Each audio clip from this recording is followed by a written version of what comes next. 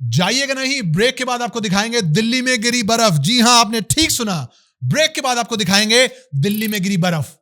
ठीक इसी तरह न्यूज चैनल वाले बोलते हैं, ब्रेक पे जाने से पहले आपकी क्यूरियोसिटी बनाते हैं, जिज्ञासा जगाते हैं कि यार ब्रेक के बाद दिल्ली में गिरी बर्फ, ये क्या है, देखते हैं। मूवीज देखने जाते हैं ना आप, मूवीज में इंटरवल से पहले वो क्या करते हैं, आपकी क्यूरियोसिटी बढ़ाते हैं, क्यूरियोसिटी।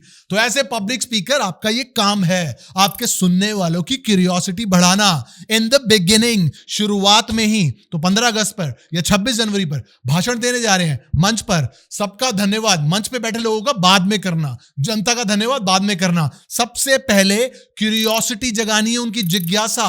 पहला सेंटेंस ऐसा होना चाहिए कि सब आपको सुने, अरे ये क्या बोल रहा है, क्योंकि आपसे पहले या आपके बाद सब ऐसा बोलेंगे जैसे सब बोलते हैं। अगर आप भी वैसा बोल रहे हैं तो अच्छे पब्लिक स्पीकर कैसे बनेंगे? उनकी क्यूरियोसिटी, उनकी जिज्ञासा जगानी पड़ेगी।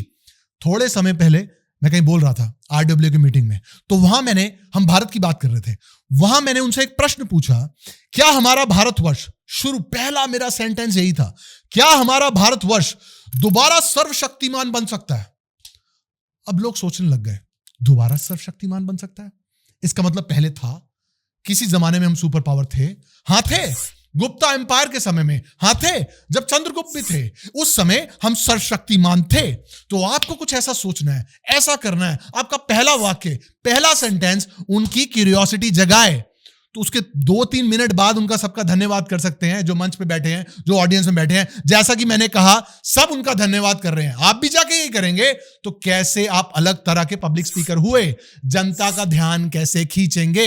भाई आज के जमाने में कोई भी नेताओं के भाषण को ज्यादा सुनना नहीं चाहता। नेताओं के क्या, किसी भी भाषण को। तो हमें कुछ ऐसा करना पड़ेगा कि हमारी बात सुने, और ये वाली ट्रिक आपके सबसे ज्यादा काम आएगी। दूसरी बात, हमने 2-3 साल पहले, शायद उससे थोड़ा ज्यादा समय हो गया, एक नेताजी को ट्रेन किया। अब वो MLA का चुनाव लड़ने जा रहे थे। उन्होंने हमें बोला कि यार वो क्षेत्र वाले लोग ना थोड़ा सा नाराज हैं, कुछ ऐसी कारीगरी कीजिए भाषणों में, कुछ ऐसा बताइए कि मजा आ जाए। अब हमने उनके लिए स्पीच रेडी करी, उनको खूब प्रैक्टिस कराई अपने सामने, टक टक टक टक टक टक टक टक टक टक टक टक। अब देखिए, उसके बाद अपने क्षेत्र में गए और उनका पहला वाक्य, आपके बच्चे से गलती हो गई। ये नहीं बोला कि मुझसे गलती हो गई, ये बोला कि आपके बच्चे से गलती हो गई।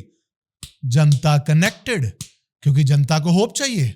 पुरानी बातें जनता भूल जाती है अगर आप दोबारा गर्मा गर्म भाषण दे देंगे। उन्होंने बोला आपके बच्चे से गलती हो गई, उसी समय कनेक्टिविटी। पर ये तो भाषण की उनकी शुरुआत थी कि आपके बच्चे से गलती हो गई, वो यहां नहीं रुके।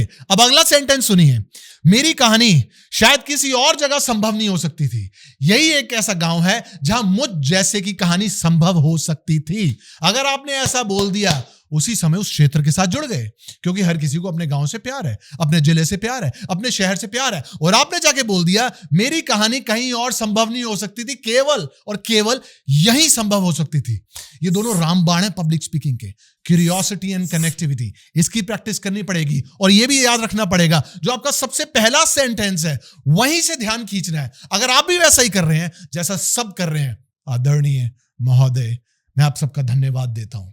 धन्यवाद दे सकते हैं, अरे कुछ सेंटेंसेस बाद दे दीजिए। बिगिनिंग में कुछ ऐसा करिए कि उनका समय बंधे। लोग डिस्ट्रैक्टेड हैं आज की डेट में।